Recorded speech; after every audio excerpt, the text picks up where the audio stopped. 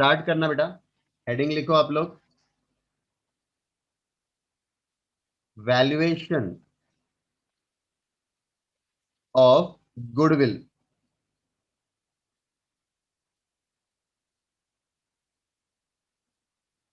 Valuation of goodwill.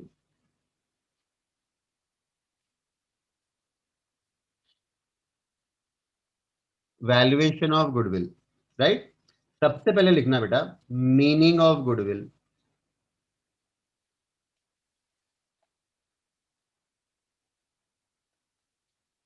Meaning of goodwill,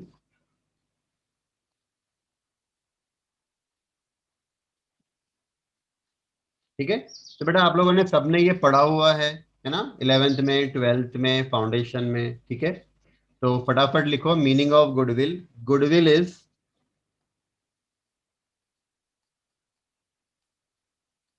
reputation, bracket में image लिख लेना, created by firm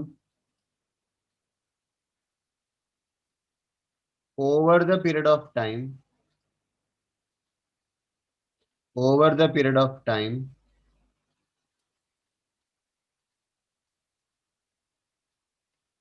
by providing by providing good quality product or services, good quality product or services,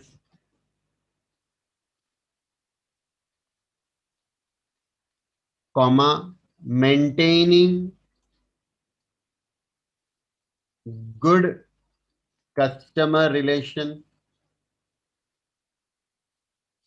maintaining good customer relation,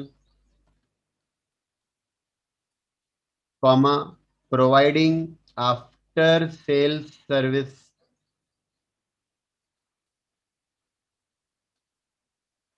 providing after sales service, etc. etc. ठीक है बेटा। तो एकदम simple definition है। Goodwill business का reputation होता है, उसकी इमेज होती है, जो वो क्रिएट करता है over the period of time, मतलब बहुत सालों से वो काम कर रहा है, बिजनेस कर रहा है, तो इतने सालों में उसने अपना रेप्यूटेशन क्रिएट किया है। कैसे बनाया है उसने अपना रेप्यूटेशन? तो अच्छा प्रोडक्ट सप्लाई करके, अच्छी सर्विस देकर, राइट, अच्छे रिलेशन मेंटेन करके कस्टमर्स के साथ। हाँ, अगर कोई कस्टमर प्रोडक्ट वापस लेके आ रहा है, गारंटी वारंटी, तो वो उसको प्रोवाइड करके, आफ्टर सेल सर्विस देकर, रिपेयरिंग करके दे रहे हैं उसको हम लोग। हाँ। और गुडविल, गुडविल बनने के और बहुत सारे रीजंस होते हैं। मान लो कि हमारा मार्केट, मान लो कि हम मोबाइल बेच रहे हैं बेटा, राइट। और अगर सिटी के अच्छे एरिया में, बेस्ट एरिया में, हार्ट ऑफ द सिटी में अगर मेरा शॉप है, तो ऑटोमेटिकली मेरा गुडविल बढ़ता है, राइट। वही सेम मोबाइल का शॉप अगर कोई छोटे मोटे एरिया में रहेगा, राइट, थोड़ा रिमोट एरिया में, तो फिर मेरा गुडविल कम रहेगा। तो लोकेशन, आपके बिजनेस का लोकेशन, इससे भी आपका गुडविल बनता है, ठीक है। अब ये हो गया हमारा goodwill. Goodwill, goodwill accounting standard, accounting standard 26, हाँ, अकाउंटिंग स्टैंडर्ड 26 से बेटा, वैल्यूएशन ऑफ इंटेंजिबल असेट्स नाम है अकाउंटिंग स्टैंडर्ड 26 का। इसमें गुडविल के बारे में बताया गया है कि गुडविल का डिस्क्लोजर कैसे होना, गुडविल का रिकॉग्निशन कैसे करना, गुडविल का अकाउंटिंग कैसे करना, ये सारा उसमें दिया गया है। तो हम लोग जो अभी प्रोविजंस देखेंगे, हाँ, अब ये समझो बेटा, ये अकाउंटिंग स्टैंडर्ड के अंदर है ना, गुडविल को कैसे वैल्यू करना ये नहीं दिया है, दिस इज नॉट गिवन। खाली उसको रिकॉग्नाइज कैसे करना, अकाउंट्स में कैसे दिखाना, ये बताया गया है, ठीक है। तो स्टार्ट करना, इसको पॉइंट नंबर 1 कर दो। अब लिखो point number 2, as per AS 26, as per AS 26 goodwill दो टाइप के हैं। हाँ, एक सेकंड रुकना बेटा। As per AS 26 goodwill purchased हो सकता है, नॉन परचेज्ड हो सकता है। नॉन परचेज्ड का मतलब self generated, self generated, home grown भी बोलते हैं इसको, home grown, right. Purchase goodwill, मैं आपको एग्जांपल देता हूं। गुडविल परचेज किया, इसका मतलब ये बेटा आप समझो, आप समझो, कोई कोचिंग क्लास है, राइट, कोई कोचिंग क्लास है, वो कोचिंग क्लास को हमने खरीद लिया, हमने खरीद लिया बेटा, तो ऑटोमेटिकली क्या होगा, वो दूसरे कोचिंग क्लास का जो नाम है, राइट, उसका रेप्यूटेशन है, वो भी हमारे पास आ जाएगा, राइट। तो हमने ये गुडविल खरीदा, परचेज कर लिया, ठीक है। ये परचेज गुडविल होता है। हाँ, नॉन परचेज का मतलब क्या, कि हमने किसी का बिजनेस परचेज नहीं किया है, हमने हमारा नाम खुद बनाया है, सुप्रीम कॉमर्स क्लासेस, राइट। हमने ये नाम कहीं से परचेज नहीं किया है, बिजनेस एक्वायर नहीं किया, ये हमने खुद ने जनरेट किया हुआ है ना। अच्छा सर्विस प्रोवाइड करके, अच्छा एजुकेशन प्रोवाइड करके, राइट, अच्छा इंफ्रास्ट्रक्चर देकर, है ना, ये सारे चीजों से हमने हमारा गुडविल खुद जनरेट किया हुआ है। इसको नॉन परचेस कहा जाता है, मतलब कहीं से परचेस नहीं किया, राइट। तो गुडविल परचेस किया बेटा, गुडविल परचेस किया हुआ होता है ना, तो AS 26 क्या बोलता है, to be recorded, to be recorded in balance sheet. मतलब आप परचेज गुडविल को बैलेंस शीट में रिकॉर्ड कर सकते हो, परचेज गुडविल को बैलेंस शीट में रिकॉर्ड कर सकते हो, right. Non purchase goodwill can not be so recorded in balance sheet. Non purchase goodwill को हम बैलेंस शीट में रिकॉर्ड नहीं कर सकते, नहीं कर सकते, राइट। क्यों नहीं कर सकते, उसका सिंपल सा रीजन है बेटा, अकाउंटिंग प्रिंसिपल्स हमने क्लास में किए थे, है ना। अकाउंटिंग प्रिंसिपल्स हमने क्लास में किया था, अकाउंटिंग प्रिंसिपल्स में हमने एक कॉस्ट कंसेप्ट देखा था। कॉस्ट कंसेप्ट क्या बोलता है, कि हमने कोई असेट परचेस किया है, उसको उसकी ओरिजिनल कॉस्ट पे रिकॉग्नाइज करना, राइट। तो जब हम गुडविल किसी का खरीदते हैं बेटा, हमने किसी का गुडविल खरीदा, तो हमने उसको कुछ पैसा दिया होगा, गुडविल का वैल्यू उसको पे किया होगा, है ना। तो जब पे किया है मतलब वो गुडविल का कॉस्ट, क्या एंट्री पास की होंगी मैंने मेरे अकाउंट्स में, goodwill account debited to bank account, right, ये परचेज्ड गुडविल है। हाँ, तो इसकी एंट्री में पास कर सकता हूँ, जर्नल एंट्री, क्योंकि इसका कॉस्ट मेरे पास है, मैंने ये पेमेंट करके ये गुडविल खरीदा है। लेकिन नॉन परचेज गुडविल, अब इमेजिन करो बेटा, सुप्रीम कॉमर्स क्लासेस, ये हमारा खुद का गुडविल है, हमने कहीं से खरीदा नहीं है। जब आपने खरीदा नहीं है तो इसकी कॉस्ट आप कैसे लाओगे, कॉस्ट लाना पॉसिबल ही नहीं ना। खरीदोगे, कोई चीज आपने खरीदी तो उसका कॉस्ट आएगा, खरीदी नहीं तो कॉस्ट कैसा आएगा, राइट। तो कॉस्ट नहीं होने के वजह से नॉन परचेज गुडविल को रिकॉर्ड नहीं करते, इसकी जर्नल एंट्री नहीं होती। और अगर जब एंट्री ही नहीं हुई है बेटा, तो बैलेंस शीट में ये दिखेगा भी नहीं। यहां से आपको एक चीज ध्यान में रखना है, आगे से आपने कभी भी बैलेंस शीट के अंदर असेट साइड में गुडविल देखा, तो आपने समझ जाना कि ये परचेज गुडविल है, राइट। और अगर आपको पहले से पता है कि ये गुडविल हमारा परचेज नहीं है, नॉन परचेज्ड है, हमने खुद जनरेट किया हुआ है, तो वैसे गुडविल को बेटा आप रिकॉर्ड नहीं कर सकते, you can not record such goodwill in accounts, ठीक है।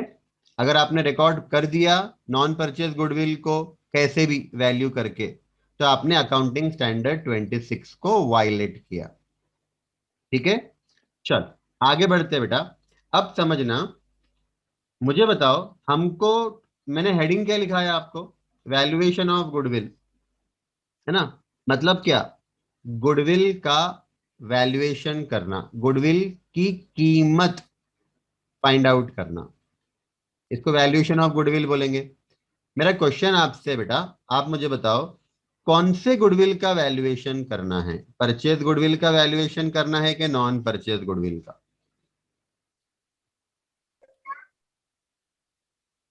नीरज। गुडविल का वैल्यूएशन करना है, क्योंकि परचेज गुडविल का वैल्यू तो अपने पास होंगी, कॉस्ट हाँ वैल्यू। हाँ, वेरी गुड बेटा, वेरी गुड।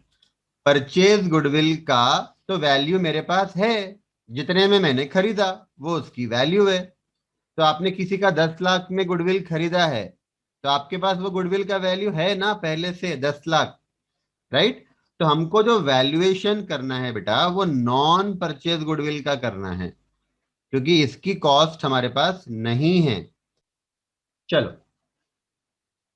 ठीक है बेटा, तो हमको वैल्यूएशन करना है नॉन परचेज गुडविल का।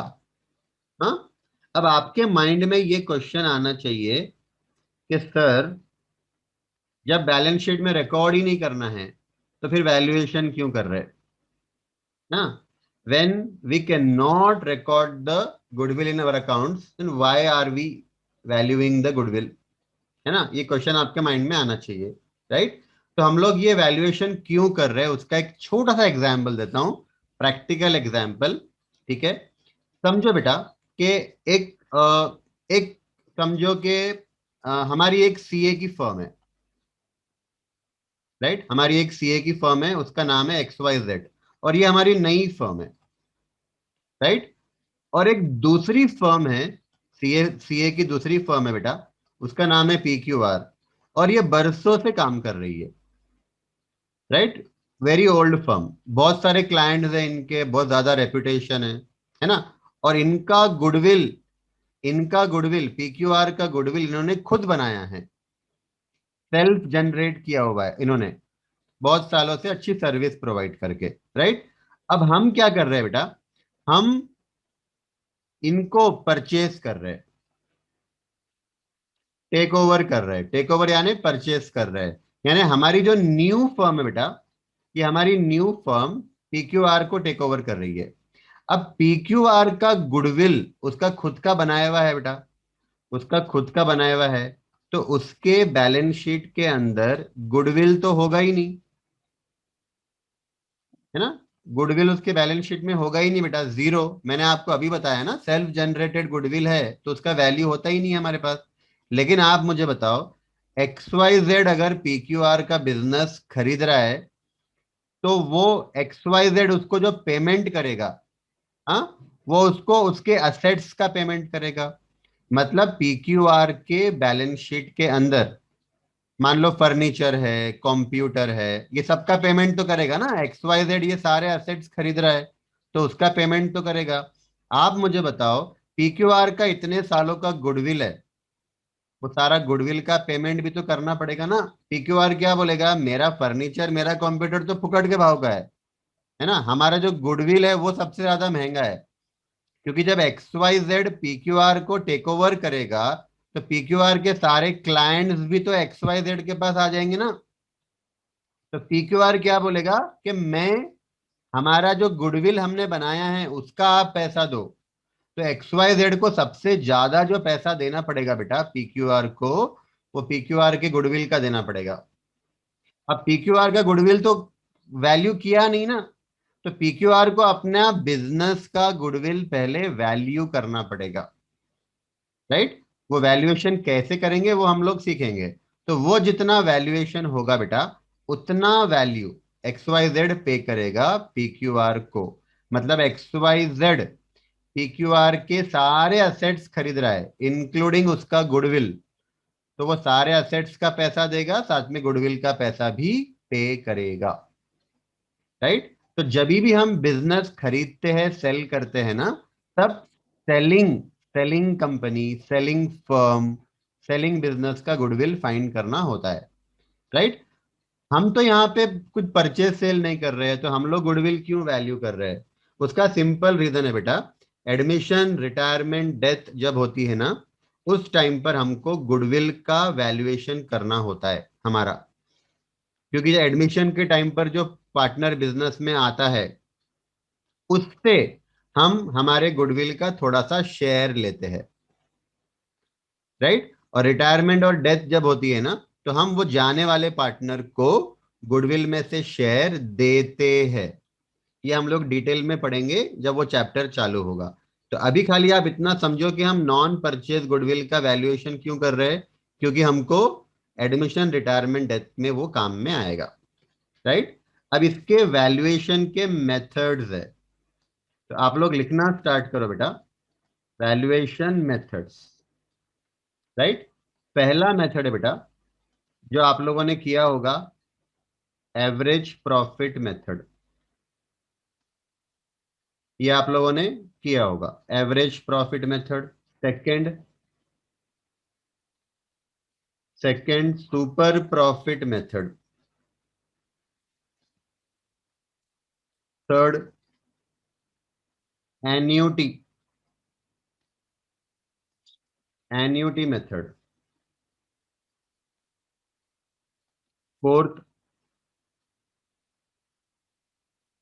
Fourth, capitalisation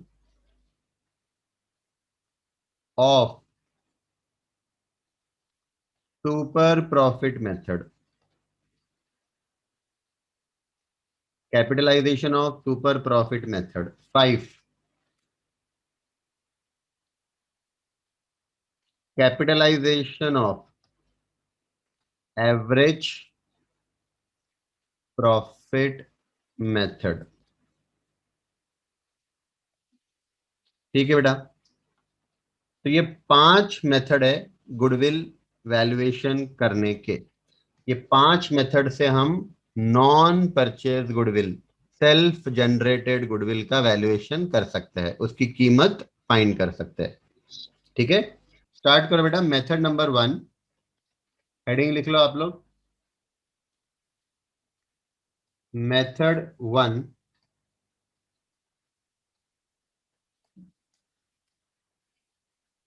method one,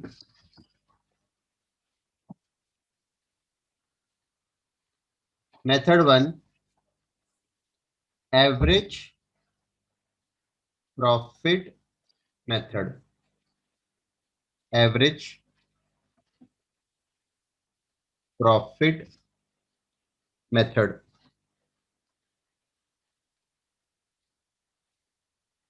right. ये हमारा मेथड का नाम है बेटा। इसमें गुडविल वैल्यूएशन करना है, गुडविल का कीमत फाइंड करना है बेटा। तो दो ही स्टेप करना है। स्टेप नंबर वन, हम फाइंड करेंगे average, average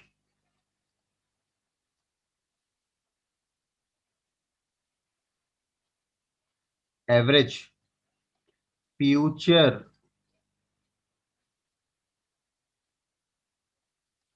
maintainable profit.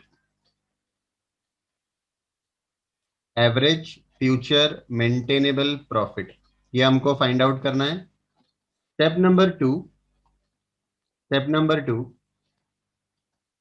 Goodwill का वैल्यू कैसे आएगा बेटा? गुडविल का वैल्यू आएगा, हाँ, एवरेज, इसका ना मैं शॉर्ट फॉर्म में एवरेज एफएमपी बोलूंगा।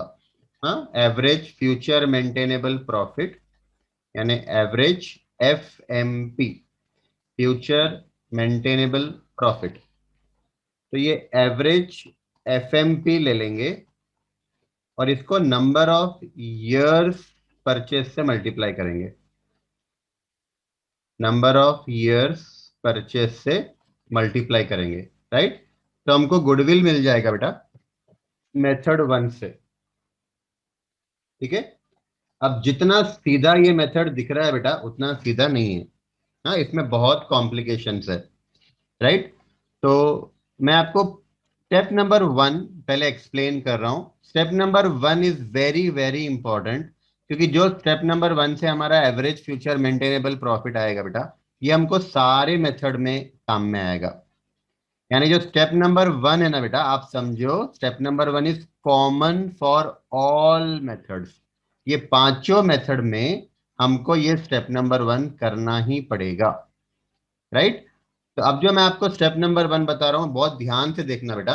पहले तो आप ना उसका मीनिंग समझ लो। एवरेज फ्यूचर मेंटेनेबल प्रॉफिट का मतलब ये होता है बेटा कि जो प्रॉफिट हमने पास्ट में कमाया है, 3 से 4 साल 5 साल में जो प्रॉफिट हमने पास्ट में कमाया है, उसका एवरेज करेंगे।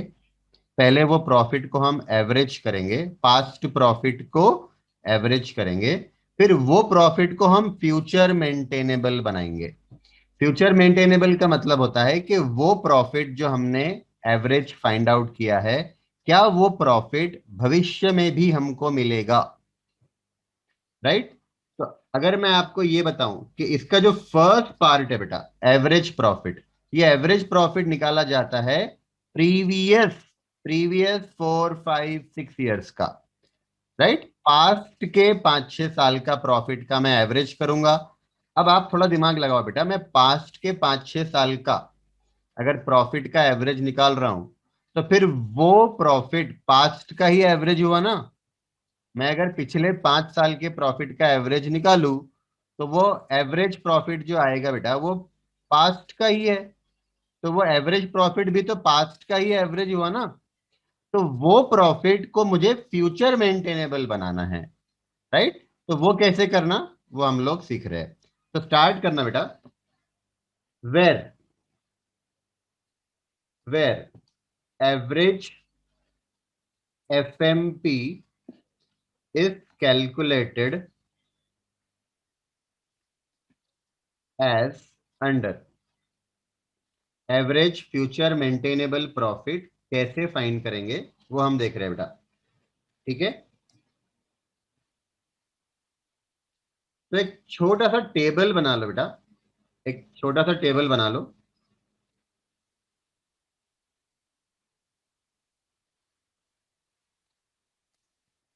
इसमें आप लोग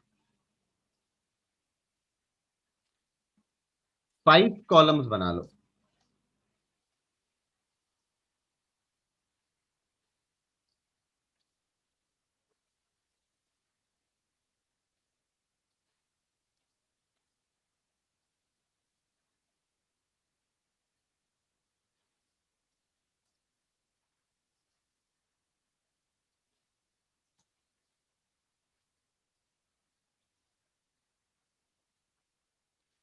पर्टिकुलर, राइट।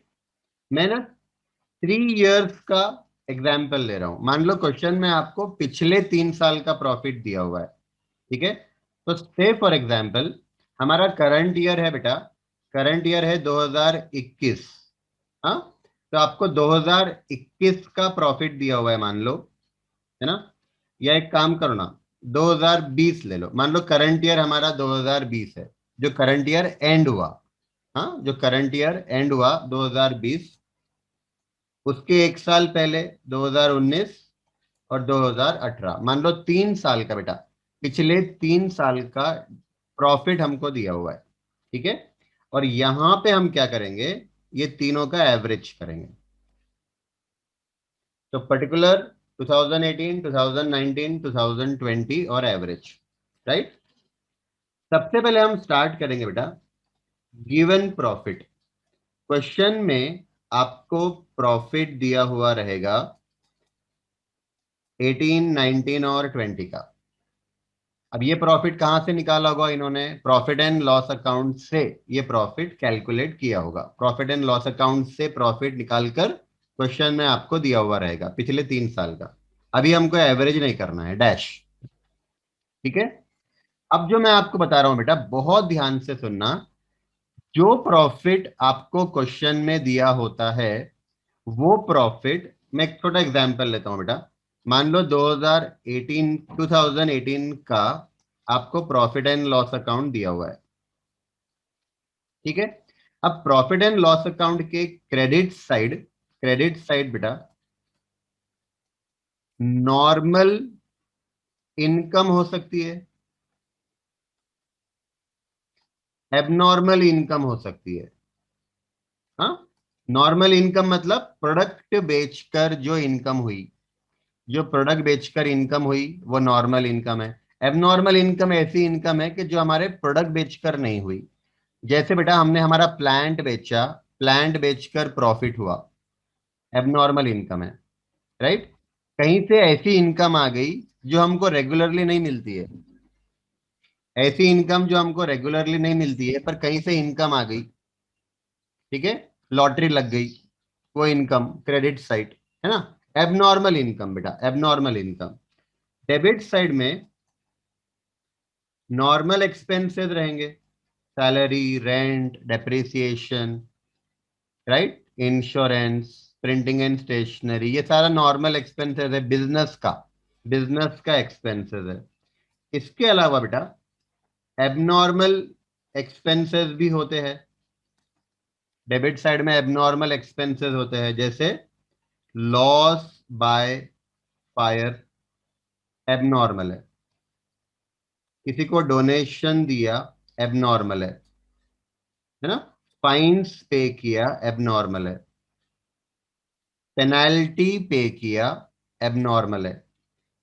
एसेट बेचकर लॉस हुआ, प्लांट बेचकर, मशीनरी बेचकर लॉस हुआ है बेटा, राइट, ये सारा एबनॉर्मल है। नॉर्मल के एग्जाम्पल मैं आपको नहीं लिखा रहा हूं क्योंकि नॉर्मल आपको पता है बेटा, जो भी हमारा बिजनेस का एक्सपेंडिचर है, रेंट, सैलरी, डेप्रिसिएशन, इंश्योरेंस, वो सारा का सारा नॉर्मल है, राइट। ऐसे एक्सपेंसेस जो हम रेगुलरली नहीं पे करते हैं, जो नॉन रिकरिंग होते हैं, नॉर्मल रिकरिंग होता है बेटा, नॉर्मल जो होता है ना वो रिकरिंग होता है, एबनॉर्मल जो होता है ना वो नॉन रिकरिंग होता है, राइट। तो डेबिट साइड में नॉर्मल एक्सपेंसेस रहेंगे रिकरिंग, एबनॉर्मल एक्सपेंसेस रहेंगे नॉन रिकरिंग। क्रेडिट साइड में नॉर्मल इनकम रहेगी बेटा, ये रिकरिंग होती है, एबनॉर्मल इनकम रहेगी जो नॉन रिकरिंग होती है। हाँ, इसका अगर मैं आपको एग्जाम्पल बताऊं तो profit on sale of plant, machinery, land, building, ठीक है। उसके बाद बेटा profit on revaluation, profit on revaluation of land, हाँ, प्लांट, एक्सेट्रा। ऐसा कोई भी इनकम,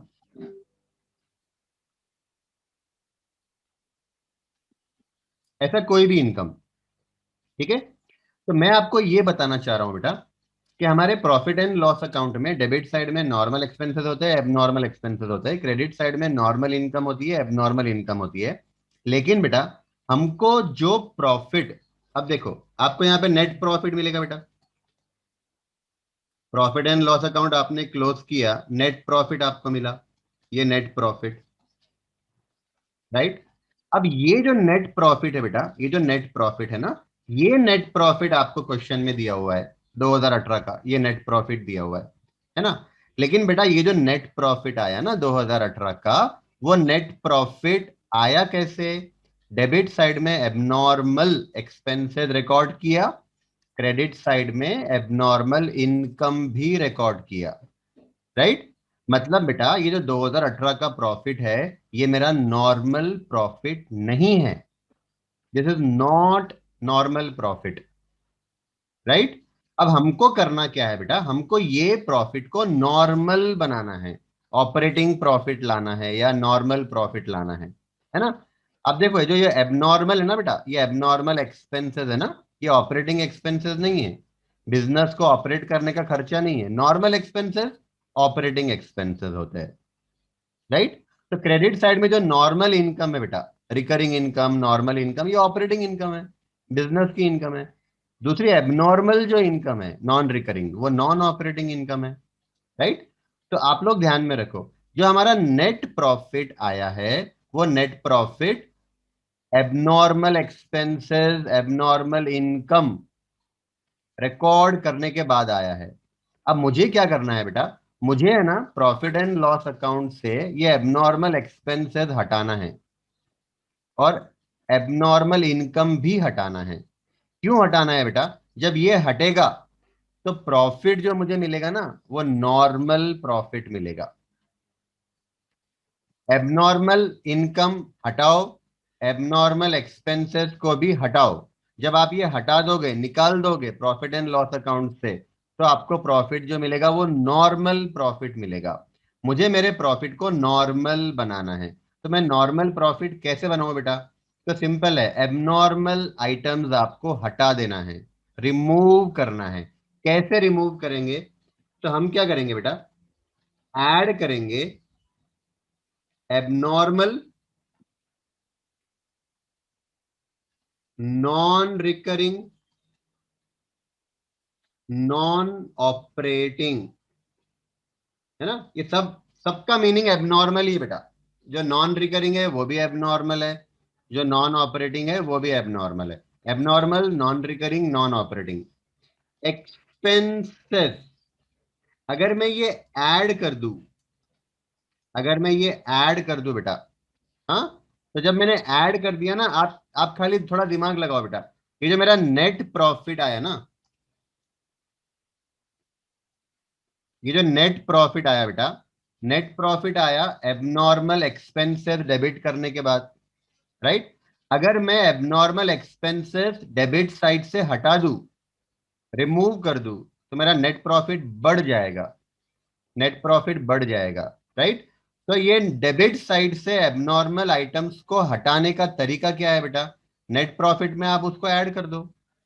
नेट प्रॉफिट में जब एबनॉर्मल एक्सपेंसेस आप ऐड कर दोगे ना, तो एबनॉर्मल एक्सपेंसेस वहां से रिमूव हो जाएगा, राइट?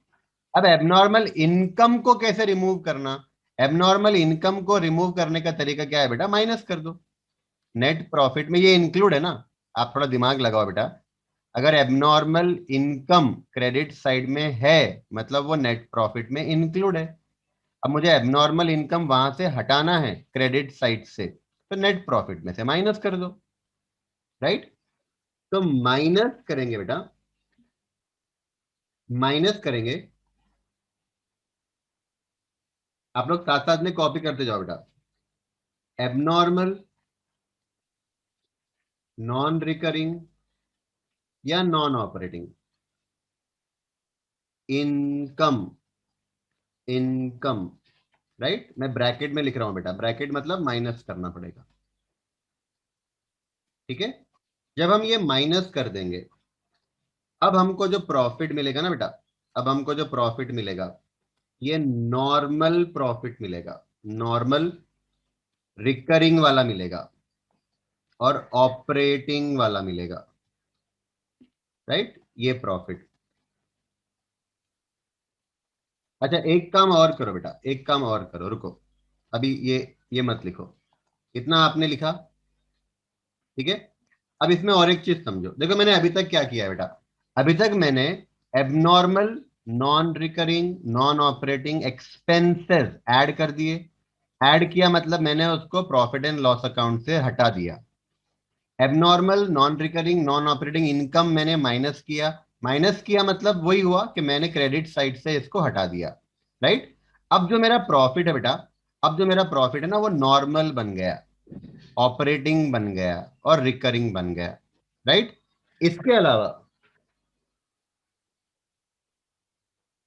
इसके अलावा बेटा, इसके अलावा आप देखो, हमने रेक्टिफिकेशन ऑफ एरर टॉपिक किया बेटा।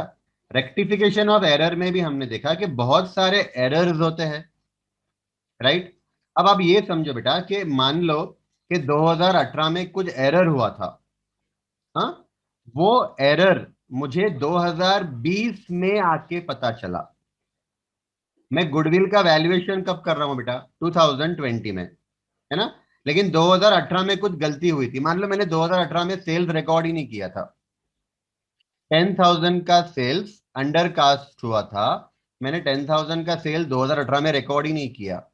तो आप ये बताओ बेटा, 2018 का सेल्स अगर रिकॉर्ड नहीं हुआ है, मतलब 2018 में 10,000 का प्रॉफिट भी कम दिखा होगा। तो ये एरर है ना बेटा। हमको वह एरर को रेक्टिफाई करना पड़ेगा। आप इमेजिन करो कि 2018 में अगर मैंने सेल नहीं बताया था, तो ये मेरा प्रॉफिट जो आया था, प्रॉफिट राइट आया था कि रॉन्ग आया था? रॉन्ग प्रॉफिट आया था। अगर मैंने सेल रिकॉर्ड ही नहीं किया है 10,000 का, तो मेरा प्रॉफिट भी रॉन्ग है बेटा। राइट? इसका मतलब ये जो गिवन प्रॉफिट क्वेश्चन में है, ये रॉन्ग प्रॉफिट है। इसको करेक्ट कैसे करेंगे बेटा हम लोग? एरर को रेक्टिफाई करके। राइट? तो जब आप एरर को रेक्टिफाई करोगे तो आपका प्रॉफिट इंक्रीज भी हो सकता है, डिक्रीज भी हो सकता है। हाँ, तो अगर एरर को रेक्टिफाई करने के वजह से आपका प्रॉफिट बढ़ रहा है तो ऐड करो, एरर को रेक्टिफाई करने के वजह से प्रॉफिट कम हो रहा है तो माइनस करो। रेक्टिफिकेशन इफेक्ट मतलब रेक्टिफाई करने के वजह से प्रॉफिट बढ़ रहा है तो बढ़ाओ, कम हो रहा है तो कम करो। ठीक है?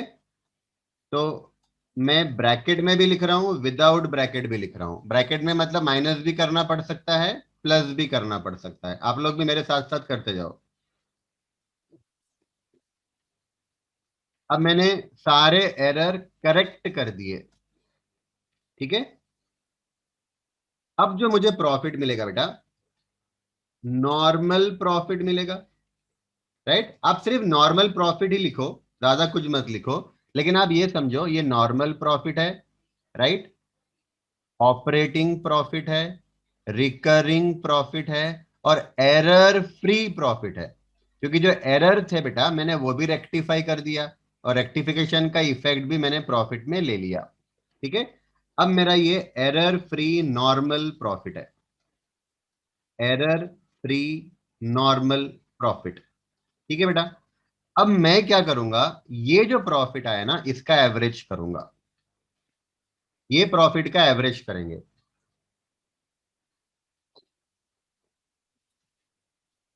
ये प्रॉफिट का एवरेज करेंगे बेटा।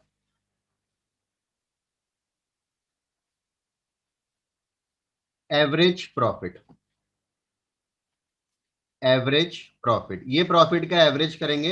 यहां पे एक वर्किंग नोट करना पड़ेगा हमको। हाँ, अब देखो, जो एवरेज प्रॉफिट हम करते हैं ना बेटा, एवरेज प्रॉफिट दो तरीके का होता है। एक होता है बेटा सिंपल एवरेज, और एक होता है weighted average. Right? Working note number 1। हाँ, सिंपल एवरेज, वेटेड एवरेज। बेटा आपको मेरे साथ साथ लिखना है, मैं अलग से टाइम नहीं दे रहा हूं लिखने का।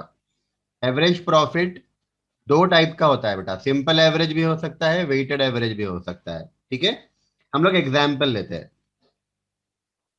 एग्जाम्पल, सपोज बेटा मेरा ये 3 साल का जो प्रॉफिट है ना, मैं एग्जाम्पल ले रहा हूँ, हाँ, नॉर्मल प्रॉफिट समझो ये आया 100 लाख समझो, है ना? 150 लाख। और 200 समझो, 100 150 200। ठीक है?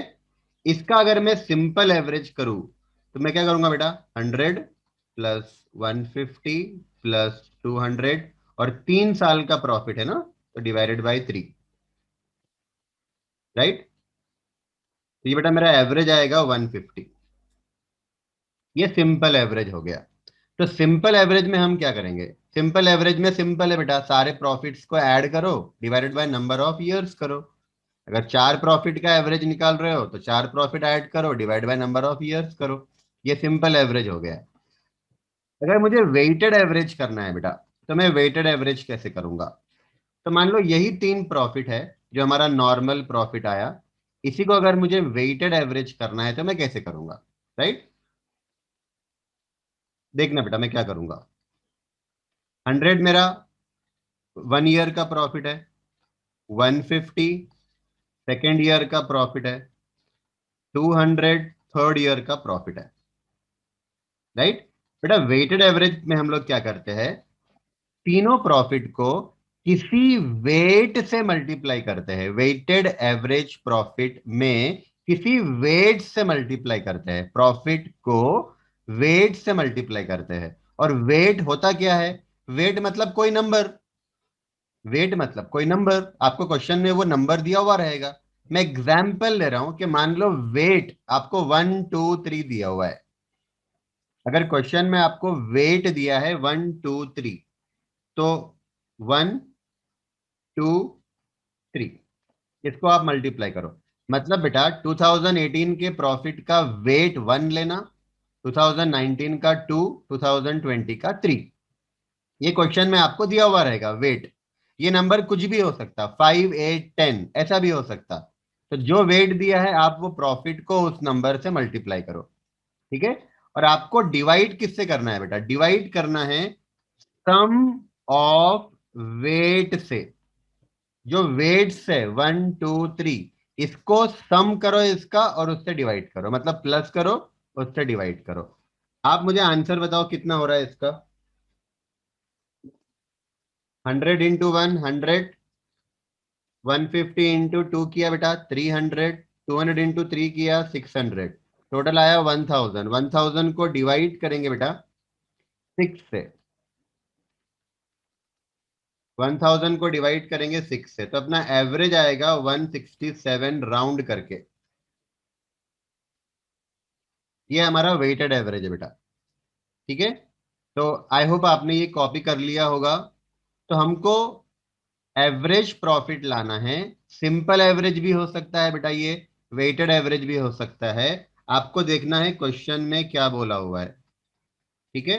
अगर क्वेश्चन में वेट्स आपको दिए हैं, क्वेश्चन में वेट्स आपको दिए हैं तो वेटेड एवरेज कर लेना। और क्वेश्चन में कुछ बोला नहीं है बेटा, तो इसको आप डिफॉल्ट लिख के रखो। इसको आप डिफॉल्ट लिख के रखो। सिंपल एवरेज डिफॉल्ट है। डिफॉल्ट यानी क्वेश्चन में कुछ बोला नहीं है बेटा, तो आप सिंपल एवरेज कर लेना। ठीक है। तो अब मेरा सिंपल एवरेज आ गया। अब अगर हेडिंग देखो बेटा, हेडिंग क्या है मेरा? हेडिंग है फाइंड। मैंने फाइंड क्यों लिखा? Find average future maintainable profit, ये हमको करना है बेटा। अभी तक हमने क्या किया है पता है? अभी तक हमने एवरेज प्रॉफिट फाइंड किया है। अभी तक बेटा हमने सिर्फ एवरेज प्रॉफिट फाइंड किया है। यहां तक ही जो है अपना अभी। ये जो प्रॉफिट आया ना, ये प्रॉफिट हमारा एवरेज प्रॉफिट आया। अब मुझे क्या करना है बेटा? ये प्रॉफिट को फ्यूचर मेंटेनेबल बनाना है। मेरी बात समझो आप। 2018, 2019, 2020, ये 3 साल का पास्ट है बेटा। ये तीनों भी हिस्टोरिकल नंबर्स है। पास्ट ईयर के प्रॉफिट का एवरेज निकाला तो ये प्रॉफिट भी तो, एवरेज प्रॉफिट जो हुआ ये भी तो पास्ट का हुआ ना बेटा, है ना? अब मुझे करना क्या है बेटा? मुझे ये इंश्योर करना है कि ये प्रॉफिट फ्यूचर में भी हमको मिले। 2021, 2022, 2023, फ्यूचर में भी ये प्रॉफिट हमको मिले, मेंटेन रहे। तो ये प्रॉफिट को फ्यूचर मेंटेनेबल बनाना है अब, एवरेज आने के बाद। अब ये कैसे करेंगे बेटा? देखो सिंपल है। Add increase in income in future less, एक सेकेंड ना बेटा, add increase in income in future और decrease in expenses, less less decrease in future income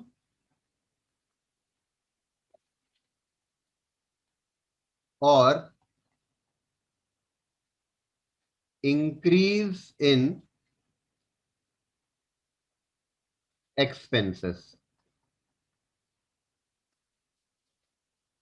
अब जो आपको मिलेगा बेटा, ये मिलेगा average future maintainable profit. Average future maintainable profit. मैंने क्या किया ये समझो बेटा। मैंने क्या किया, मैं जो आपको बता रहा हूं ना बेटा, ये आपको कोई नहीं बताएगा ये वर्किंग। राइट। ये आपको फाइनल में भी काम में आएगा, इंटरमीडिएट में भी काम में आएगा, फाइनल में भी काम में आएगा। ठीक है। ये समझो मैंने क्या किया है बेटा। यहां जो मेरा एवरेज प्रॉफिट आया था, ये जो एवरेज प्रॉफिट आया था बेटा, ये तो पास्ट का एवरेज था। मुझे इसको फ्यूचर मेंटेनेबल बनाना है। कभी भी आप याद रखो, फ्यूचर मेंटेनेबल जो बनाना होता है ना, वो एवरेज आने के बाद वाली स्टेप है। एवरेज आ गया आपका, अब ये प्रॉफिट को आप फ्यूचर मेंटेनेबल बनाओ। कैसे बनाएंगे बेटा? बहुत सिंपल सा लॉजिक है। मान लो बेटा कि करंट ईयर तो मेरा 2020 था, मान लो 2021 से 2021 से कोई इनकम हमारी बढ़ने वाली है, कोई इनकम हमारी बढ़ने वाली है, राइट? तो वो इनकम जो इंक्रीज हो रही है वो मुझे प्लस करना पड़ेगा। एक सिंपल एग्जांपल लेते हैं। मान लो बेटा हमको रॉयल्टी मिलती है, हमने किसी को पेटेंट दिया हुआ है, हमको रॉयल्टी मिलती है। हमको 2020 तक हर साल 1 लाख रुपए की रॉयल्टी मिलती थी। 2020 तक एवरी ईयर 1 लाख की रॉयल्टी मिलती थी। अब 2021 से रॉयल्टी 1,10,000 मिलने वाली है। मतलब हमारी रॉयल्टी 10,000 से इंक्रीज होने वाली है बेटा 2021 से। तो आप बताओ ना, हमारा जो फ्यूचर का प्रॉफिट रहेगा बेटा, वो 10,000 से बढ़ने वाला है। तो हमको ये 10,000 रुपए ऐड करने पड़ेंगे, राइट? ऐसा भी हो सकता है कि कोई एक्सपेंडिचर हमारा फ्यूचर में कम होने वाला है। जैसे 2020 तक हमारा फैक्ट्री का रेंट एनुअल मान लो 50,000 है। अब 2021 से हमारा फैक्ट्री का रेंट 45,000 होने वाला है। 2020 तक 50,000 था, 2021 ऑनवर्ड्स ये 45,000 होने वाला है। अगर आपका एक्सपेंडिचर कम होने वाला है फ्यूचर में, तब भी आपका प्रॉफिट बढ़ेगा, ये आपको प्लस करना पड़ेगा। यानी आपकी फ्यूचर इनकम इंक्रीज हो रही है या फ्यूचर एक्सपेंसेस डिक्रीज होने वाला है, आपका प्रॉफिट बढ़ेगा, आपको ऐड करना पड़ेगा। अगर फ्यूचर इनकम आपकी कम होने वाली है, डिक्रीज, या फिर फ्यूचर में आपके एक्सपेंसेस बढ़ने वाले हैं, इनकम कम होने वाली है या एक्सपेंसेस बढ़ने वाले हैं, दोनों ही केस में आपका प्रॉफिट कम हो जाएगा, तो आपको माइनस करना पड़ेगा, राइट? इसका मैं एग्जांपल देता हूं। मान लो बेटा 2020 तक हम फैक्ट्री का रेंट देते थे 50,000। अब 2021 से लैंडलॉर्ड ने फैक्ट्री का रेंट बढ़ा दिया, वो बोल रहा है अब 60,000 देना पड़ेगा। तो मेरा 2021 से फैक्ट्री का रेंट 10,000 से बढ़ गया। 10,000 से बढ़ेगा तो मेरा नेट प्रॉफिट 10,000 से कम हो जाएगा ना, तो मुझे माइनस करना पड़ेगा। अब ये जो प्रॉफिट आया बेटा, ये फ्यूचर मेंटेनेबल है। यहां मेरा स्टेप नंबर 1 खत्म हुआ, राइट? स्टेप नंबर 2 में हम क्या करेंगे बेटा? स्टेप नंबर 2 में क्या करेंगे? जो एवरेज प्रॉफिट हमने निकाला, ये वाला एवरेज फ्यूचर मेंटेनेबल प्रॉफिट, इसको हम नंबर ऑफ ईयर्स परचेज से मल्टीप्लाई करेंगे। नंबर ऑफ ईयर्स परचेज का मतलब क्या होता है? हाँ, नंबर ऑफ ईयर परचेज का मतलब होता है बेटा कि जो हमारा एवरेज फ्यूचर मेंटेनेबल प्रॉफिट आया ना, ये वाला, है ना? से फॉर एग्जांपल ये 5 लाख आया, मैं एग्जांपल ले रहा हूं, समझो 5 लाख आया, 5 लाख आया। तो ये 5 लाख प्रॉफिट फ्यूचर में कितने इयर्स तक आ सकता है? मतलब 2021 में भी हो सकता है 5 लाख मिलेगा हमको, 22 में मिलेगा हो सकता है, 23 में मिलेगा हो सकता है। मतलब फ्यूचर में अगर 3 साल तक आपको ये प्रॉफिट मिलने वाला है तो 3 ईयर से मल्टीप्लाई करो। आपको लगता है कि हमारा एवरेज एफएमपी अगले 10 साल तक हमको मिलेगा, तो 10 से मल्टीप्लाई करो, राइट? तो नंबर ऑफ ईयर परचेज का मतलब एवरेज एफएमपी फ्यूचर में कितने ईयर्स तक हमको मिलता रहेगा। ठीक है बेटा, ये 2 स्टेप्स से हमको हमारा एवरेज प्रॉफिट मेथड से गुडविल मिल जाएगा। मैं आपको फिर से बता रहा हूं, स्टेप नंबर 1, एवरेज एफएमपी कैसे निकालना, एकदम ध्यान से देखो। क्वेश्चन में प्रॉफिट आपको दिया हुआ रहेगा बेटा, वो प्रॉफिट आप लिख लेना। जो प्रॉफिट आपको दिया हुआ रहेगा ना, वो प्रॉफिट में बेटा एबनॉर्मल एक्सपेंसेस भी रिकॉर्ड किए होंगे, non recurring expenses, non non operating expenses, है ना? और क्रेडिट साइड में बेटा abnormal, non recurring, non operating income रहेगी। मुझे पहले वो हटाना है, रिमूव करना है। कैसे रिमूव करेंगे बेटा? एक्सपेंसेस को ऐड करो, इनकम को माइनस करो, वो रिमूव हो जाएगा। मैंने एबनॉर्मल एक्सपेंसेस ऐड कर दिए, एबनॉर्मल इनकम माइनस कर दी, यानी अब मेरा प्रॉफिट नॉर्मल बन गया। उसके बाद जो एरर थे वो एरर को मैंने करेक्ट किया, रेक्टिफाई किया, राइट। और रेक्टिफिकेशन के वजह से मेरा प्रॉफिट अगर बढ़ रहा है तो बढ़ा दिया, कम हो रहा है तो कम कर दिया। अब जो मुझे प्रॉफिट मिला बेटा वो नॉर्मल एरर फ्री प्रॉफिट मिला। इस प्रॉफिट को मैं एवरेज करूंगा। एवरेज करने के दो तरीके, सिंपल या वेटेड। सिंपल में सारे प्रॉफिट को ऐड कर दो, नंबर ऑफ ईयर से डिवाइड कर दो। वेटेड में आपको वेट दिया हुआ रहेगा क्वेश्चन में, वेट मतलब कोई नंबर होता है बेटा, तो वो प्रॉफिट को आप उस वेट से मल्टीप्लाई कर लेना और फिर सम ऑफ वेट से डिवाइड कर देना। तो हमारा एवरेज प्रॉफिट आ गया बेटा। एवरेज प्रॉफिट आने के बाद इसको हमको फ्यूचर मेंटेनेबल करना है। तो अगर फ्यूचर में आपकी इनकम बढ़ रही है या एक्सपेंसेस कम हो रहा है तो प्लस करो। फ्यूचर में अगर आपका इनकम कम हो रहा है, एक्सपेंसेस बढ़ रहा है, प्लस कर लो। अब जो प्रॉफिट आ गया बेटा वो आपका एवरेज फ्यूचर मेंटेनेबल प्रॉफिट आ गया। इसको नंबर ऑफ ईयर परचेज से मल्टीप्लाई कर लेना, गुडविल आ जाएगा, right. Sufiyan, sir normal profit क्यों लेते? नॉर्मल प्रॉफिट इसके लिए लेते बेटा कि ये प्रॉफिट हमारा प्रोडक्शन करके कमाया हुआ है, प्रोडक्ट को बेच के कमाया हुआ है, राइट। जब हम गुडविल का वैल्यूएशन कर रहे हैं ना, तो रूल ये है कि आप एवरेज प्रॉफिट, उस प्रॉफिट को एवरेज बनाओ जो आपको आपके सर्विसेज से, प्रोडक्ट बेचकर आपको मिल रहा है। ऐसा हो सकता है बेटा, आप थोड़ा दिमाग लगाओ। मान लो कि किसी ईयर में 2018 में हमारा गोडाउन में आग लगी थी, राइट, और हमारा 1 करोड़ का नुकसान हो गया। अब 1 करोड़ का हमारा स्टॉक का लॉस हो गया और वो लॉस मैंने प्रॉफिट एंड लॉस को डेबिट कर दिया। वो 1 करोड़ का लॉस हर साल आने वाला है क्या सुफियान? नहीं सर। नहीं। तो क्या हुआ, वो एक लॉस के वजह से मेरा प्रॉफिट कम हो गया, और प्रॉफिट कम होने के वजह से मेरा एवरेज प्रॉफिट कम हो गया। एवरेज प्रॉफिट कम होने के वजह से मेरा गुडविल कम हो गया, राइट। तो वो गुडविल मेरा कम जो हुआ वो क्या रीजन से हुआ? फायर के वजह से हुआ। तो फायर थोड़ी हर साल होने वाला है ना। तो हम लोग गुडविल वैल्यूएशन करने के लिए प्रॉफिट कौन सा लेते हैं? ऐसा प्रॉफिट कि जो रिकरिंग है, राइट। तो हमको करना क्या है? एबनॉर्मल आइटम्स पूरे हटा देने हैं। नॉन रिकरिंग आइटम्स जो बार बार नहीं होने वाले हैं हटा दो। नेट प्रॉफिट भी तो ले सकते हैं। कौन सा बेटा? Net profit. नेट प्रॉफिट बोल रहे हैं ना? हाँ सर, ले सकते ना सर वो। है ना। तो नेट प्रॉफिट जो आया बेटा, ये जो नेट प्रॉफिट आया मुझे बताओ ना। से फॉर एग्जाम्पल यहाँ मैंने प्लांट बेचा, प्लांट बेच के 50 लाख का प्रॉफिट हुआ। तो आप मुझे बताओ ये 50 लाख का प्रॉफिट नेट प्रॉफिट में है कि नहीं है? है सर। है। है इसका मतलब ये नेट प्रॉफिट के अंदर एबनॉर्मल इनकम भी इंक्लूड है। तो क्वेश्चन यही है ना बेटा कि हमको एबनॉर्मल इनकम रखना नहीं है ना हमारे प्रॉफिट में। हमको हमारे प्रॉफिट में सिर्फ नॉर्मल इनकम चाहिए। तो एबनॉर्मल को हटाना पड़ेगा। इसको हटाने के लिए हमने माइनस किया है। Yes sir. समझ रहे बेटा? Yes sir. चल, एक क्वेश्चन करते हैं। हाँ, तो आपको और बेटर क्लियर समझ में आएगा। हाँ, म्यूट कर लो बेटा आप। ठीक है। आप लोग एक काम करो बेटा, एक 2 पेज छोड़ दो, बाकी के 4 मेथड हम लोग वहीं पे लिखेंगे जहां आप जगह छोड़ रहे हो, राइट। तो एक 2 पेज छोड़ दो और क्वेश्चन नंबर 1 स्टार्ट करो।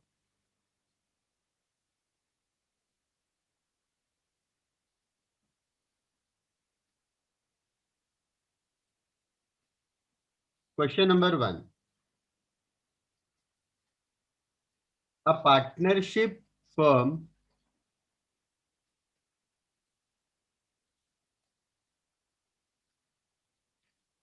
provides the following data. Provides the following data.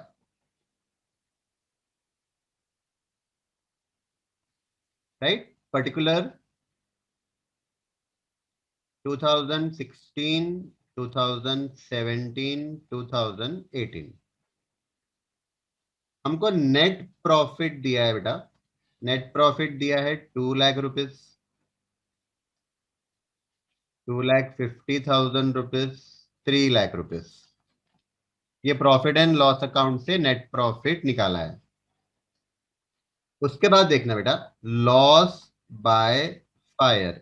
2017 में 30,000 रुपीज का लॉस बाय फायर हुआ था। ये हमने प्रॉफिट एंड लॉस को डेबिट किया होगा।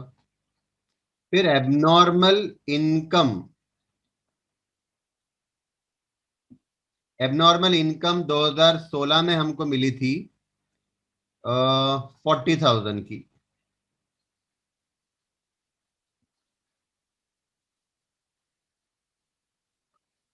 ठीक है बेटा, अब आप पैराग्राफ चेंज करो, पैराग्राफ चेंज करो। It is expected that from 2019, अब देखो बेटा, हमको क्वेश्चन में 2016, 17, 18 3 साल का इंफॉर्मेशन दिया हुआ है ना, 3 साल का। तो जो लेटेस्ट ईयर है ना, ये करंट ईयर है, समझना। जो क्वेश्चन में आपको 3-4 साल का प्रॉफिट दिया होता है ना, तो जो लेटेस्ट ईयर होता है वो करंट ईयर समझना। अब 2019 तो फिर नेक्स्ट ईयर हुआ ना, अगले साल से, राइट? यहाँ पे फ्यूचर चालू हो गया। It is expected that from 2019 rent will increase by, rent will increase by 20,000 rupees. Find value of goodwill using average profit method, assuming number of years purchase are 5.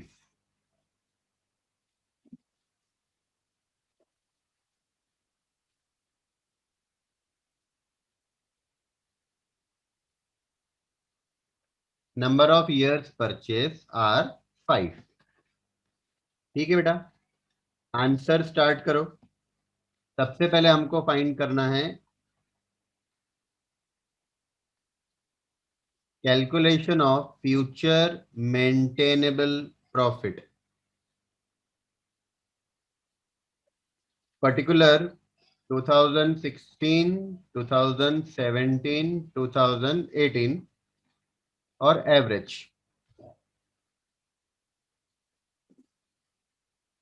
सबसे पहले बेटा, आप लोग जो प्रॉफिट दिया है ना वो लिख लो, गिवन नेट प्रॉफिट। क्वेश्चन में जो प्रॉफिट दिया है वो आप कॉपी कर लो, 2 lakh, 2,50,000 and 3 lakh. 2 lakh, 2,50,000 and 3 lakh given profit.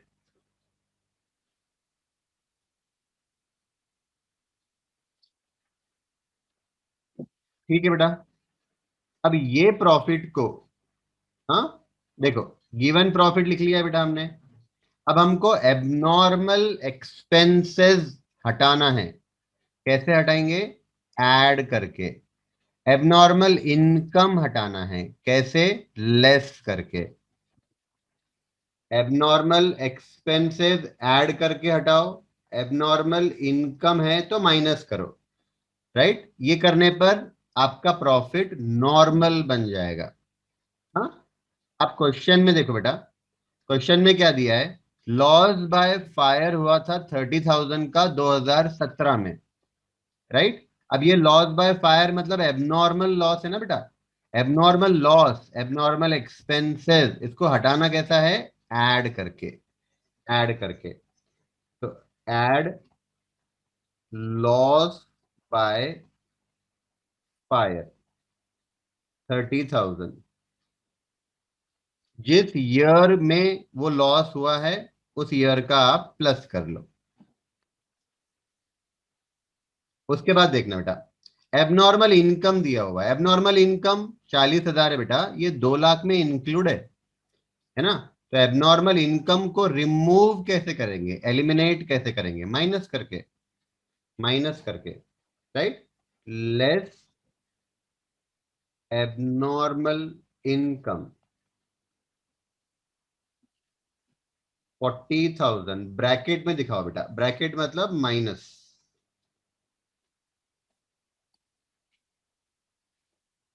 Right. अब आप क्वेश्चन में देखो और कुछ आपको दिया हुआ है क्या, कोई एरर दिया है क्या, कोई एरर दिया है क्या, देखो अगर कोई एरर दिया हुआ रहेगा तो उसको रेक्टिफाई करना पड़ेगा, करेक्शन करना पड़ेगा, तो कोई एरर तो दिया नहीं है, बस हो गया, इतना ही है बेटा। हाँ इतना ही है। अब जो आपको प्रॉफिट मिलेगा ना बेटा, ये नॉर्मल प्रॉफिट मिलेगा, नॉर्मल प्रॉफिट 1,60,000, फिर 2,80,000, 3,00,000। ठीक है बेटा। अब हमको इसका एवरेज करना है, कौन सा एवरेज करेंगे, कुछ बोला नहीं है ना, सिंपल एवरेज कर लो। हाँ एक बार क्वेश्चन देख लो बेटा, क्वेश्चन देख लो, ये हमने लिया, लॉस बाय फायर ऐड कर दिया, एबनॉर्मल इनकम माइनस कर दिया, खत्म। अब हमारा प्रॉफिट नॉर्मल बन गया, ठीक है। इसका सिंपल एवरेज करो, सिंपल एवरेज कैसे होगा, सारे ईयर्स का प्रॉफिट आप ऐड कर लो,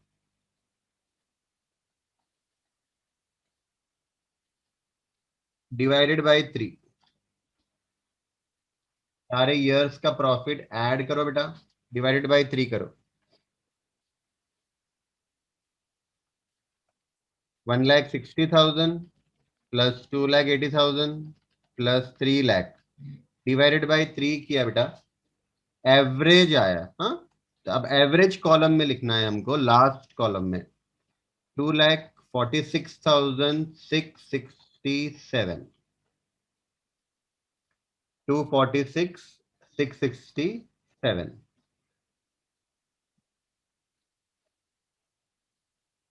ठीक है बेटा। हाँ देखो एवरेज कर दिया हमने, एवरेज आ गया बेटा। एवरेज आने के बाद ये प्रॉफिट को फ्यूचर मेंटेनेबल बनाना है, राइट। तो आपको क्वेश्चन में से क्या ढूंढना पड़ेगा, क्वेश्चन में से आपको ढूंढना पड़ेगा कोई फ्यूचर की इनकम या एक्सपेंसेस इंक्रीज हो रही है डिक्रीज हो रही है क्या, देखो फ्यूचर की इनकम या expenses whether it is increasing और डिक्रीजिंग, राइट। आप देखो क्या दिया हुआ, it is expected that from 2019, मतलब अगले साल से रेंट हमारा 20,000 से इंक्रीज होगा, भविष्य में, है ना, भविष्य में, राइट, रेंट हमारा 20,000 से बढ़ेगा। मैं आपको 10 सेकेंड का टाइम दे रहा हूं, आप मुझे बताओ अगर रेंट आपका 20,000 से बढ़ने वाला है तो आपके प्रॉफिट पे क्या इफेक्ट होगा, प्रॉफिट पे क्या इफेक्ट होगा, raise your hand.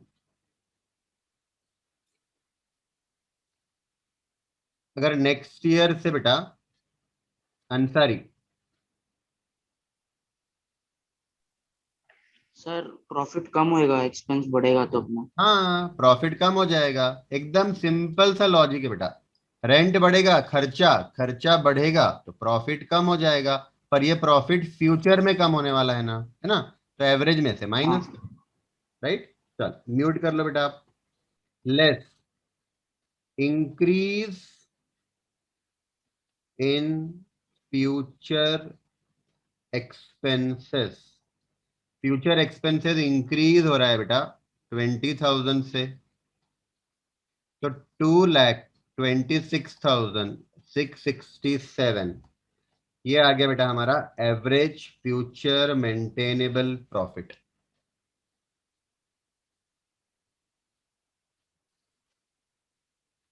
Average future maintainable profit, right. यहां पे बेटा हमारा स्टेप नंबर 1 हो गया, राइट। स्टेप नंबर 2 स्टार्ट करना, value of goodwill, goodwill find करना है बेटा। Value of goodwill is equal to average future maintainable profit multiplied by number of years purchase. Number of years purchase यानी जो average profit आया था वो कितने इयर्स तक मेंटेन रहेगा। 226 667 का हमारा प्रॉफिट आया बेटा, कितने इयर्स तक मेंटेन रहेगा। क्वेश्चन में देखना बेटा, नंबर ऑफ इयर्स परचेज 5 दिया हुआ है ना, तो 5 से मल्टीप्लाई।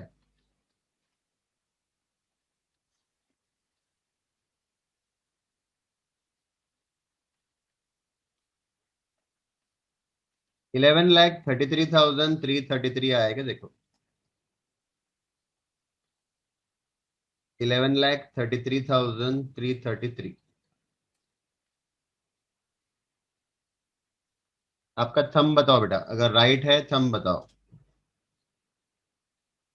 श्रुति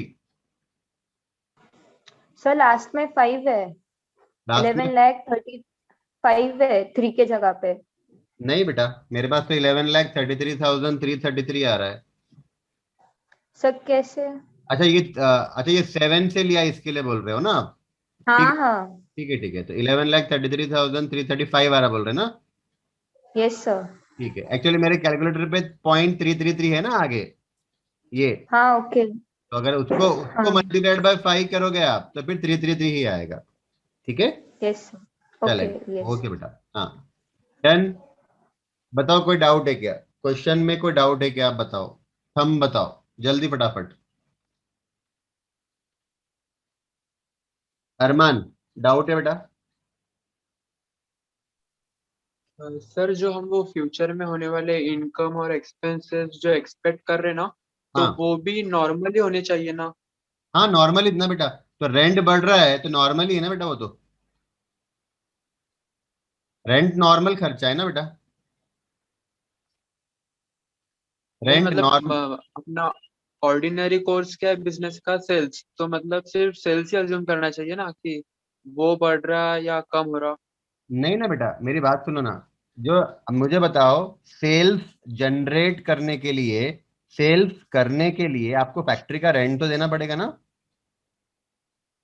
फैक्ट्री का रेंट आपका ऑपरेटिंग एक्सपेंसेस है बेटा, salary, rent, depreciation, insurance, advertisement, this are all operating expenses. ये एबनॉर्मल नहीं है बेटा, ये तो आप रेगुलरली कर। मुझे बताओ, आप रेंट हर महीने देते हो कि नहीं? हाँ। रिकरिंग है ना। क्या नहीं होना चाहिए? आई सेड क्या नहीं होना चाहिए। देखो मैंने क्या लिखा, एबनॉर्मल नहीं होना चाहिए, नॉन रिकरिंग नहीं होना चाहिए, नॉन ऑपरेटिंग नहीं होना चाहिए, राइट?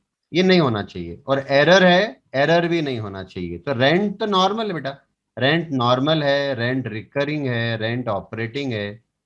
ठीक है। और ये नंबर ऑफ इयर्स परचेज का क्या बोले आपने?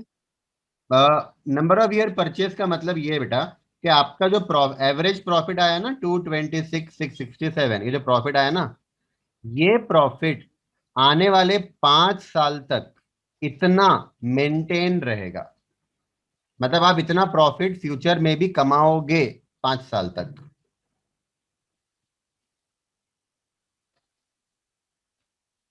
समझा बेटा? हाँ ठीक है सर। हाँ उपेंद्र। सर सेम डाउट था अरमान ने जो पूछा हो। हाँ हो गया बेटा। हाँ सर, एबनॉर्मल मतलब इनडायरेक्ट ऐसा होता है क्या? मतलब मैं नहीं ऐसे सोच इनडायरेक्ट रहा नहीं, था। इनडायरेक्ट नहीं बेटा, इनडायरेक्ट तो नॉर्मली होता है। देखो रेंट इज इनडायरेक्ट। एक चीज समझो उपेंद्र, हम ट्रेडिंग हाँ सर। अकाउंट में जो रिकॉर्ड करते हैं ना वो डायरेक्ट खर्चा है, हो। और प्रॉफिट एंड लॉस अकाउंट में जो डेबिट करते हैं वो इनडायरेक्ट है। हाँ, हाँ। दोनों ही नॉर्मल होता है बेटा। प्रॉफिट एंड लॉस अकाउंट के डेबिट में रेंट जो रिकॉर्ड किया ना वो इनडायरेक्ट है, तो indirect is a normal expenses. हाँ, एबनॉर्मल आइडेंटिफाई करने का तरीका क्या है पता है? आप मुझे बताओ, फायर हुआ तो फायर हर साल होता है क्या? आप सोचने का नहीं। नहीं होता, एबनॉर्मल है। राइट। दूसरा, अच्छा। आपने किसी को डोनेशन दिया, तो डोनेशन देना आपका बिजनेस है क्या? नहीं। नहीं। और हर साल देते क्या हम लोग डोनेशन? नहीं देते। तो नॉन रिकरिंग है, हमारे बिजनेस से रिलेटेड भी नहीं है, एबनॉर्मल हो गया। आपको गवर्नमेंट ने पेनाल्टी लगाई, तो पेनाल्टी आपको हर साल लगती क्या? नहीं। नहीं, एबनॉर्मल हो गया। जो खर्चा आपको एवरी मंथ एवरी ईयर देना है, रिकरिंग है, आपके बिजनेस से रिलेटेड है, राइट, वो सारा आपका नॉर्मल खर्चा है, नॉर्मल है, ऑपरेटिंग है, रिकरिंग है, राइट। आपको ये पढ़ के समझ में ठीक आ है। जाएगा। आपने प्लांट बेचा, प्लांट बेच के लॉस हुआ, तो प्लांट बेच के लॉस हुआ तो हर साल थोड़ी प्लांट बेचता हूं मैं, नॉन रिकरिंग है ना। तो नॉन अच्छा। रिकरिंग है, एबनॉर्मल समझना। अच्छा। और सर डिस्काउंट कमीशन ऐसे जो मतलब कभी कभी होते नॉर्मल हैं। रहता है वो। डिस्काउंट कमीशन को नॉर्मल। नॉर्मल ही मानना बेटा। अपन डिस्काउंट देखो, कस्टमर को डिस्काउंट देते हैं, तो कस्टमर तो अपना ऑपरेशन से रिलेटेड है ना, सेल से रिलेटेड खर्चा है वो, हाँ। राइट। तो अपने सेल से, प्रोडक्शन से रिलेटेड जो भी खर्चा होता है, any expenses which is related to production और सेल्स, ये नॉर्मली माना जाता है। ठीक है सर। ठीक है। हाँ। चलो, तो बेटा एक क्वेश्चन अपना हुआ। एक क्वेश्चन मैं आपको और एक करा रहा हूं, वेटेड एवरेज वाला। ठीक है, तो स्टार्ट करो। Question number 2। A firm provides following data.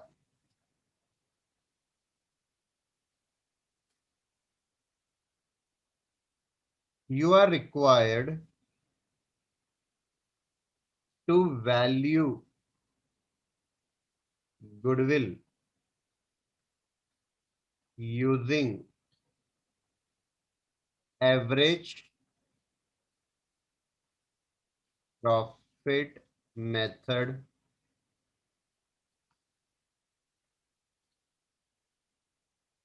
weights for the year 2015, 2016 and 2017 are to be taken 1, 2 and 3 respectively. हमको वेट्स दिए है बेटा, क्वेश्चन में वेट्स दिए है ना, तो आपको वेटेड एवरेज करना पड़ेगा।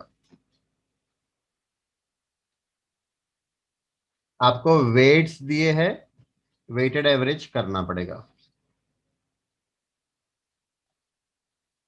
There was an abnormal loss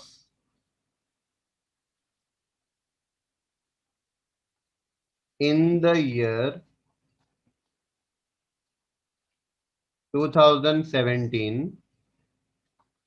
of rupees 20,000. There was an abnormal loss in the year 2017 of rupees 20,000. Net profit for these years are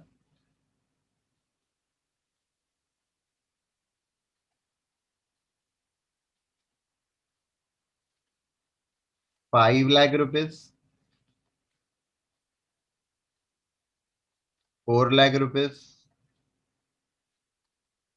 6 lakh rupees respectively. ये 3 साल का नेट प्रॉफिट दिया हुआ है।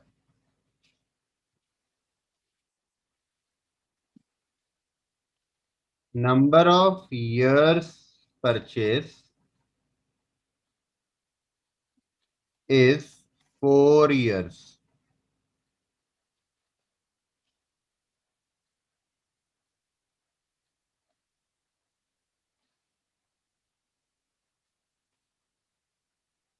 Partner's salary will increase by 25,000 from next year.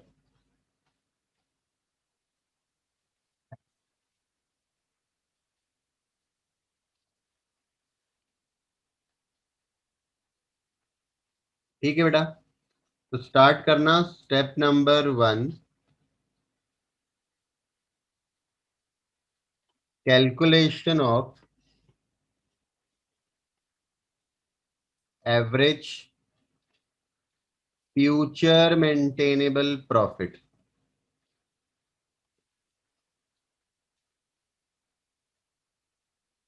कैसे करना?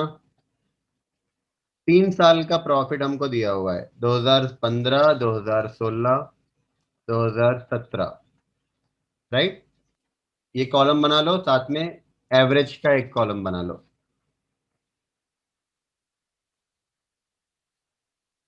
सबसे पहले जो नेट प्रॉफिट आपको क्वेश्चन में दिया है ना, वो लिख लेना। ठीक है, नेट प्रॉफिट देखो 5 लाख दिया है बेटा, 4 लाख दिया है और 6 लाख दिया हुआ है। अब आप देखो, अब आप देखो कोई एबनॉर्मल इनकम या एक्सपेंसेस क्वेश्चन में है क्या, राइट।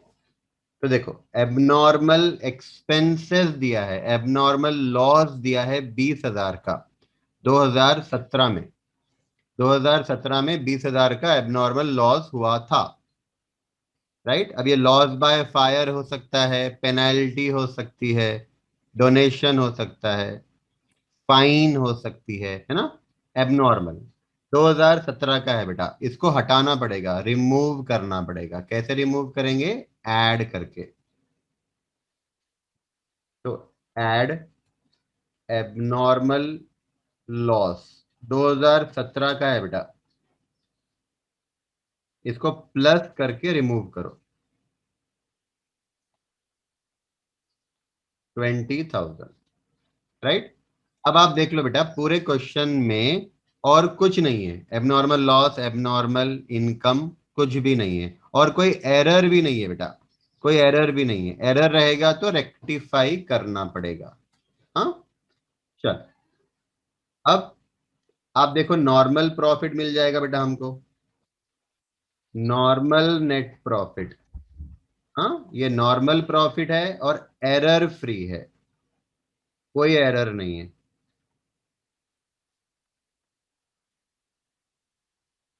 ठीक है बेटा, अब इसका हमको एवरेज करना है, इसका हमको एवरेज करना है, और हमको एवरेज वेटेड एवरेज करना है। वेटेड एवरेज करना है। वेट्स क्या लेना है बेटा? आप क्वेश्चन में देखो, वेट्स दिया है 1, 2, 3, मतलब 2015 के प्रॉफिट का 1, 16 के प्रॉफिट का 2, 17 के प्रॉफिट का 3, राइट। तो 5 लाख को बेटा 1 से मल्टीप्लाई करना, उसका वेट 1 है। 4 लाख को 2 से मल्टीप्लाई करो, और 6,20,000 का वेट 3 है बेटा, 3 से मल्टीप्लाई करो, और डिवाइड करना पड़ेगा सम ऑफ वेट्स से। जो वेट्स है उसको प्लस करके डिवाइड करो। तो वेट्स हमारे 1, 2, 3 है बेटा, वो तीनों को प्लस कर लो, 1, 2, 3 को, 6 आएगा, 6 से डिवाइड करो।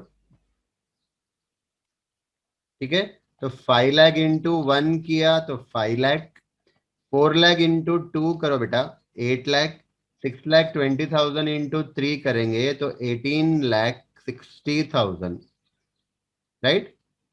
हमारे न्यूमरेटर में 31,60,000 आया बेटा, इसको डिवाइड करेंगे 6 से, राइट। तो हमारा एवरेज आता है बेटा 5,26,667, राउंड कर लिया हमने। पिछले क्वेश्चन में हमने सिंपल एवरेज किया था बेटा, ये क्वेश्चन में वेटेड एवरेज। एवरेज आने के बाद हमको देखना है कि ये प्रॉफिट को फ्यूचर मेंटेनेबल कैसे बनाए। फ्यूचर मेंटेनेबल बनाना होता है एवरेज आने के बाद। अब आपको क्वेश्चन में से ये देखना है बेटा कि कोई फ्यूचर में इनकम एक्सपेंसेस इंक्रीज या डिक्रीज होने वाली है क्या। देखो देखो यहां दिया है बेटा, partner salary will increase by 25,000 from next year. Next year से पार्टनर की सैलरी 25,000 से बढ़ेगी। सैलरी बढ़ेगी मतलब प्रॉफिट कम हो जाएगा, लेस करना पड़ेगा। Less increase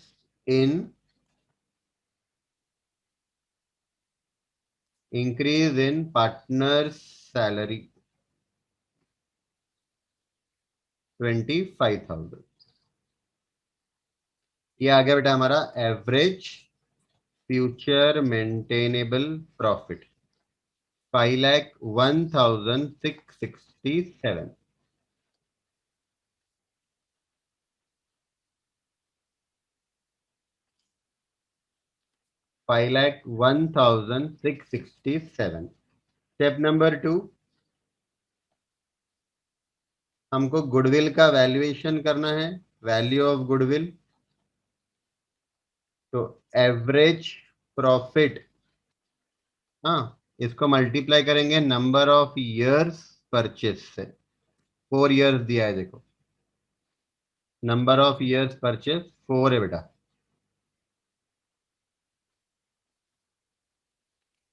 5,01,667 multiplied by 4, right.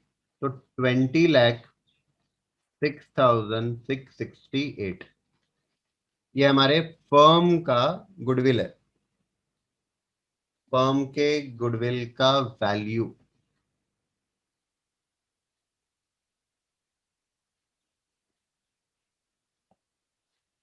Firm के गुडविल का वैल्यू।